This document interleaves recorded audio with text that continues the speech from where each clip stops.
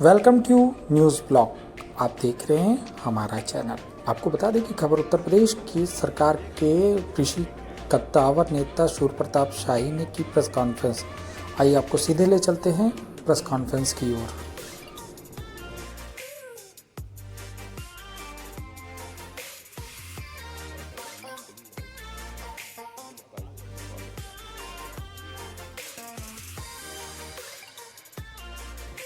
इसी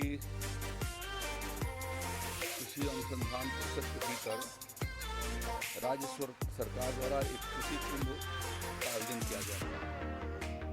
3 दिवसीय वो कृषि कुंभ था जिसमें लाखों किसानों ने भाग किया था और विभिन्न प्रकार की तकनीकी की जानकारी और खेती के विधाओं को वैज्ञानिक तरीके से कैसे किसान करें, उन्नतशील खेती कैसे हो सके, बहु फसल कैसे उगाएं, इन सारी चीज़ों का लाइव डेमोन्स्ट्रेशन किया जाता। और उस समय जापान और इजराइल के प्रतिनिधि के भीतर सरकार के यहाँ पर और उसी बात MOU भी उनके साथ हुए हमारा कन्नौज और बस्ती के एक्सीलेंस सेंटर के लिए। उसी पैटर्न पर इस बार हम लोग करके कृषि कुंभ ये इस वर्ष के दिसंबर महीने के दूसरे सप्ताह में लगभग 27 कर्मचारी के निश्चित नहीं बताई, जिसमें 2018 के कृषि कुंभ फर्स्ट के अपेक्षाकृत इसे और भव्य और तकनीकी रूप से उसको सशक्त दृष्टि से प्रस्तुत किया जाएगा। और हमारा ये प्रयास है कि उसमें और भी देशों की प्रतिभागिता हो। अंतर्राष्ट्रीय जो हमारे कृषि क्षेत्र के जो विविध संस्थान हैं जो राष्ट्रसंघ के द्वारा संचालित किए जाते हैं वो भी रहें, और जो कृषि क्षेत्र के में अग्रणी जो देश हैं,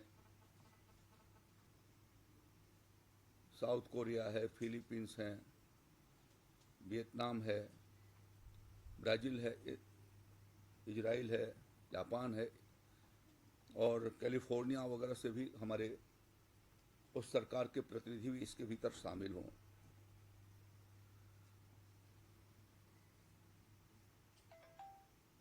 उत्तर प्रदेश के उस प्रथम कृषि कुंभ उसे राष्ट्रीय स्तर पर एक विशेष ख्याति मिली थी। और इस बार का कुंभ, जैसा मैंने आपको बताया कि हम लोगों ने ये का प्रयास होगा कि और भी हमारे जो राज्य सरकार हैं जो कृषि क्षेत्र के भीतर अग्रणी भूमिका अदा कर रहे हैं और अन्य भी सरकारों के और वहाँ के वैज्ञानिकों का प्रतिभाग उस कार्यक्रम में किया जाए।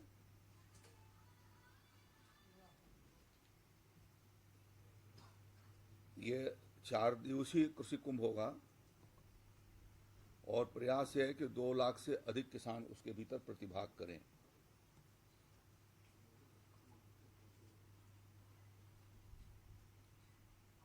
उन्नीस चारा उत्पादन,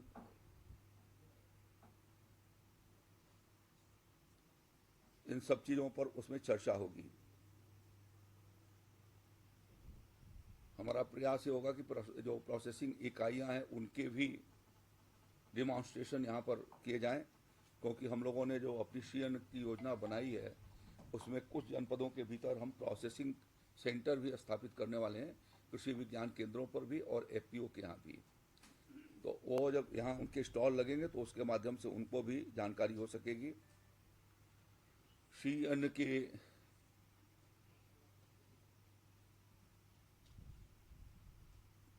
प्रतिस्पर्धा, उनके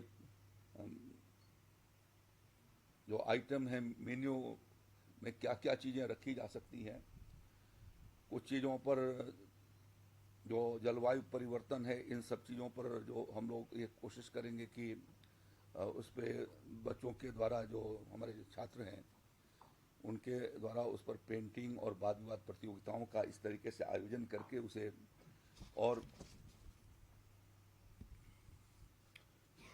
प्राकृतिक खेती के बारे में भी, जल संरक्षण की दृष्टि से और वन ड्रॉप मोर क्रॉप की दृष्टि से भी उसके डिमॉन्स्ट्रेशन यहाँ पर किए जाएंगे।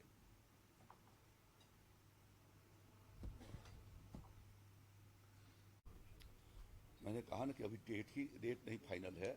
हमने आपको संभावित बताई है कि दिसंबर के जो प्रथम सप्ताह के बाद दूसरे सप्ताह के बीच में ये कार्यक्रम आयोजित किए जाने की संभावना है। ये सैद्धांतिक तौर पर ये मुख्यमंत्री जी से सहमति मिल गई है कि हम इसको आगे की ओर बढ़ें।